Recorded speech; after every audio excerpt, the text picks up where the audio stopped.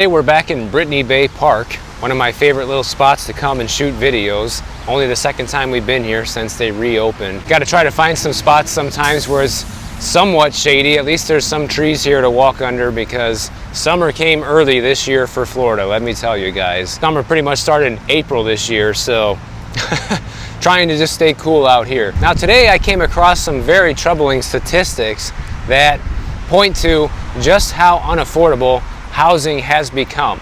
And we've seen kind of this slow degradation of the middle class over the past maybe 50 or 60 years throughout our country. And now the consequences of that are kind of coming to full term right now, because literally only about 20% of the homes that are for sale on the entire US housing market can be afforded by a middle income earning family here in the United States. And to put that into perspective, to just show you how much things have changed in such a relatively short period of time, back in 2016, roughly half of the homes on the whole US housing market, we're talking 50% that were for sale back in 2016, people who made a median income back then could afford those houses. Today, it's only 20% of those houses. So we've seen a 30% decline in affordability because of how expensive homes have gotten, because wages haven't been able to keep up with those expenses, combined with inflation. And we're not talking about people who are poor, guys. We're talking about households that earn anywhere between $75,000 and $100,000 a year are considered middle class today. And what this translates to is that means there's only one listing for sale for every 65 households that have this level of income. And these statistics, I think, can also shed some light on why the housing market is so upside down and crazy, and you have so many buyers pouring in on the lower end out of FOMO. Because there might be some legitimate worry for people who are middle class just trying to get their slice of the American dream, because when you see how much affordability has decreased over the past 7 years, it's pretty frightening. Obviously, if things keep heading in this direction, affordability will continue to decline, which is still one of my biggest arguments of why things will not continue in its current direction, because it's completely unsustainable. We cannot continue to have prices move in this direction because no one will be left to buy the homes for sale. Okay, people just won't have the income. And look how much things have changed since 2012, guys. Shortly after the last housing crash, in fact, I would say that was right around the time when things finally started to recover, okay? Back then, the median home price was $251,000, and people put down on average an 18% down payment. Interest rates were at 3.34%, and that puts your 30-year loan payment at $908 a month. Well, today, most people are looking at close to $2,000 a month or more. By the end of 2022, that average mortgage payment shot up to $2,630, okay? And the median sale price hit $467,000.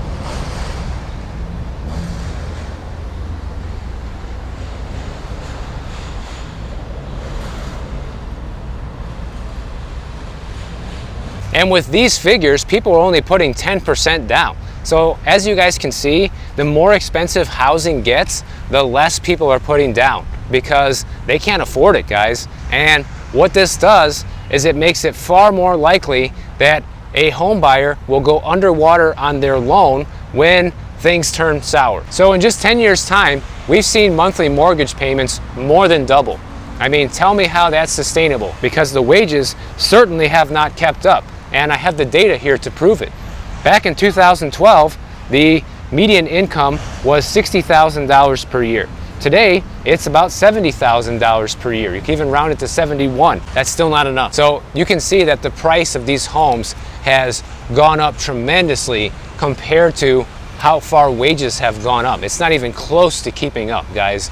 Not even close. And what this does is it puts current homeowners and people who bought back during this time and held onto their homes at a tremendous advantage in a number of different ways when it comes to just accumulating wealth, when it comes to being able to purchase other assets, leveraging the value of their home, or purchasing more homes for investment, things like this. And That's why you have this saying where people who become homeowners end up further ahead financially than people who don't. And by the way, don't forget, as per your requests, remember to like the video and subscribe to the channel, guys. If you're enjoying my content, it helps the channel grow, and it just helps YouTube get it in front of more people. So if you want to see my channel become more successful, that's all you got to do, and it's totally free. Just hit the like button and the subscribe button. Now, today I came across all sorts of different fascinating information, and another one that I came across was this chart of the Case-Shiller Home Price Index, and this goes all the way back to 2000. So we got 23 years worth of monthly data here, and it breaks it down by the percentage points of how much home prices went down and how much they went up in a given month.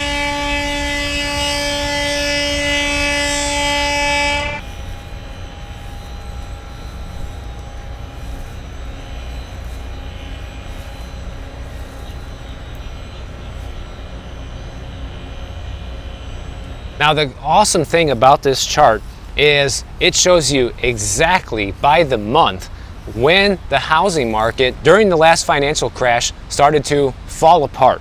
And we can see that the first sign of trouble back then was all the way back in April of 2006, when home price growth started going completely flat. You see it has a 0.0% rate of increase or decrease, so totally flat. And then if we follow this chart, you see slow month-over-month declines, 0.1%, 0.4%, 0.2%, and so on. And then you actually have a 0.2% increase in January of 2007. Is this a recovery?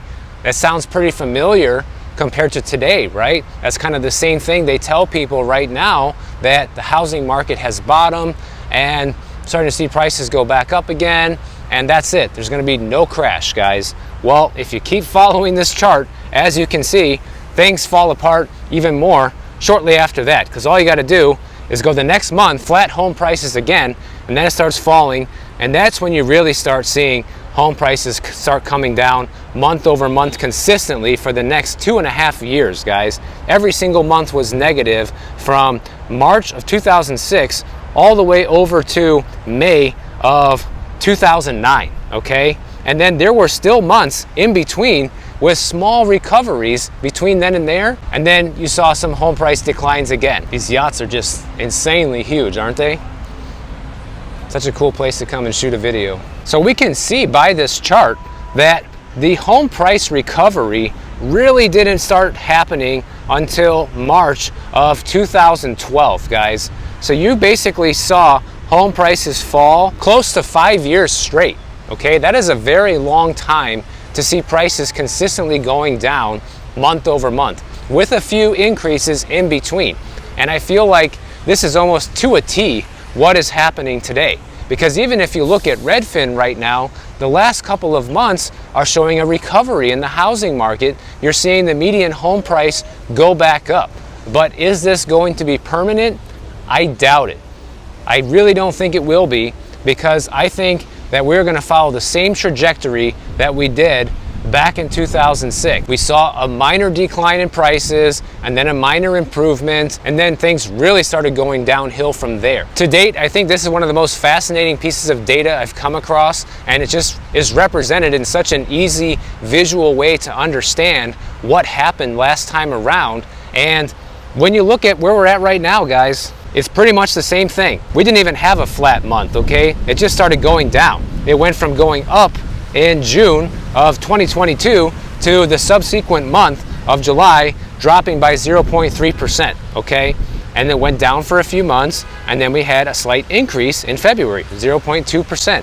Very similar to what happened in 2006. My opinion is that things are really about to turn for the worse right now, and you're just going to see a lot of red numbers on this chart within the next couple of years. There's no way the Fed or our government can save this economy right now. Things are so upside down. It's just going to have to self-correct, guys, because there's no other way out of this. Back to the affordability, like we said before, if only 20% of all the homes for sale can be bought by middle-class Americans, that's not sustainable. Who's going to buy all the homes? I'll tell you who's not going to buy them here in Florida. Remember A couple weeks ago, we talked about Florida passing a bill where they're going to ban Chinese buyers and other countries from buying here. Well, they passed it, guys. It got signed into law on Monday by Governor DeSantis, and it prohibits pretty much all citizens from China, Cuba, Iran, North Korea, Russia, Syria, and Venezuela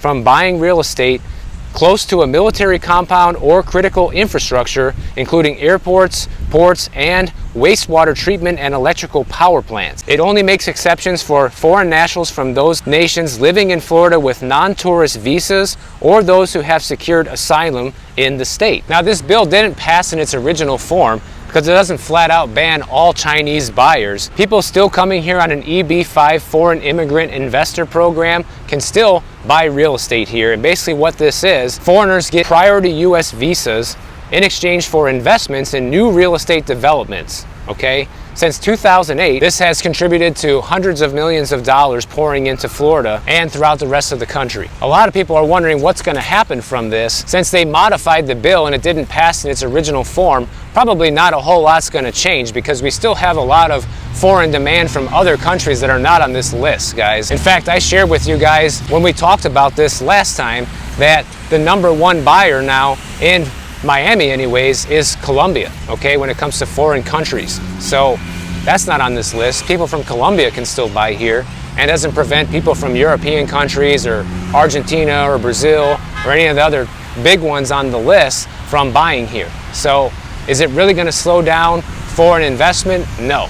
I think this is more aimed at the security risks involved with people from these countries buying here more than actually helping housing become affordable.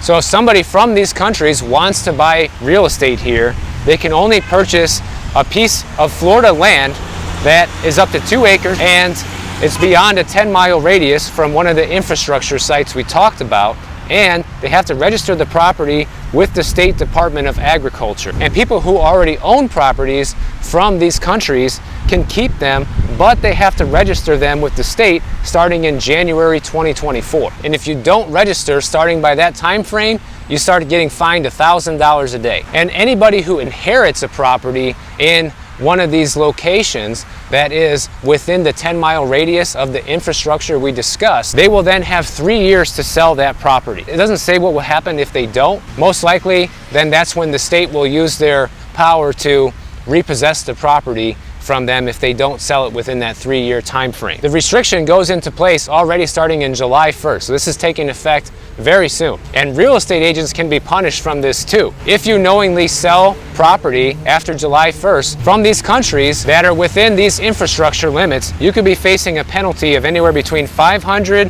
to $15,000. Now, it will be interesting to see what kind of effect this is going to have on the Florida housing market, if demand is going to remain flat. Is it going to go down? Is it going to go up because people are happy about this?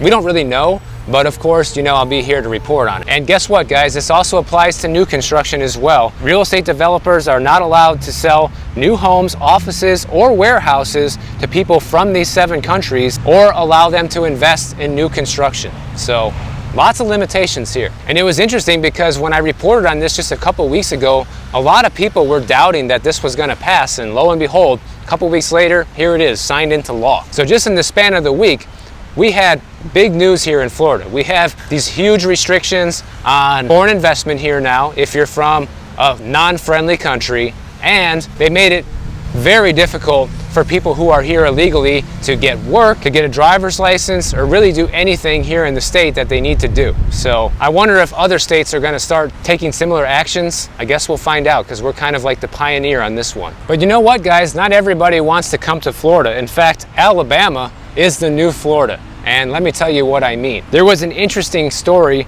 about more wealthy retirees are starting to choose Alabama over Florida because the cost of living there is so much tremendously lower than it is here, especially when it comes to housing and insurance and everything like that. There was a story of an ex-special agent who used to work for the government, Bureau of Alcohol, Tobacco, and Firearms. What do they call that, ATF? Anyhow, he bought a 3-bedroom house, 2,000 square feet, for $788,000 in February, which is in Orange Beach, Alabama. And this guy has visited Florida many times, considering retiring in Florida, but he says it's much quieter over here in Alabama. Still has the resort destination feeling, still got the beautiful white sand beaches that the Florida Panhandle is known for. This is literally right next door. And the house is a 4-minute bike ride away from the beach. Apparently his house is built to the fortified gold standard, which helps protect it from hurricane damage, and it lowers his insurance premiums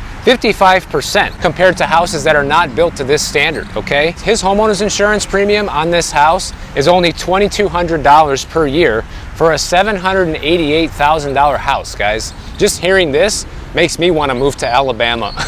And when you can get a house that's built to the highest level of standards and quality to reduce hurricane damage, not only is that great for your insurance premium, but it also gives you a lot more peace of mind in terms of the potential damage your home might receive in the event you get slammed with a hurricane. So there are some notable advantages to doing this, if you ask me. Especially as a Florida resident, I would even consider doing this. I like the Florida Panhandle. I like the cooler weather up there. The beaches are gorgeous. And this guy apparently says the same thing. Like, listen, you know, I'm looking at the same sunset, I'm looking at the same beach, and I'm paying a fraction of the price. So to me, this sounds like a pretty smart financial move. And I think we can see Alabama becoming the new Florida. If you guys enjoyed this video, make sure you click the bell notification down below. YouTube will alert you every time I post a new video. And if you don't want to wait, check out my next one on the screen right over here, and I'll see you in the next one.